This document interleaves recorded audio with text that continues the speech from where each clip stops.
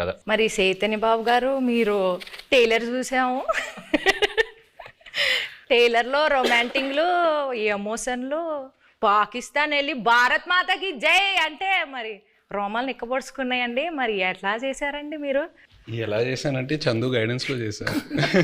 చందు అన్నట్టు ఇది నిజంగా జరిగిన ఒక కథ. ఫస్ట్ మనకు స్టోరీగా వచ్చి మేము ఆ స్టోరీ విని బాగా ఎక్సైట్ అయ్యి ఆ తర్వాత చందు ఒక స్క్రీన్ ప్లే ఒక సినిమాటిక్ లాంగ్వేజ్లోకి తీసుకొచ్చాడు. ఆ టైంలో ఆబ్వియస్లీ నేను రాజు క్యారెక్టర్కి చాలా దూరంగా ఉంటాను రియల్ లైఫ్లో.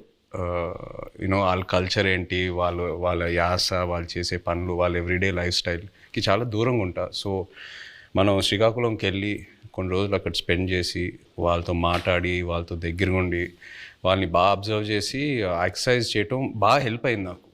సో దానివల్ల నేను బాగా అర్థం చేసుకున్నా వాళ్ళు ఎలా ఉంటారు ఏంటనేది.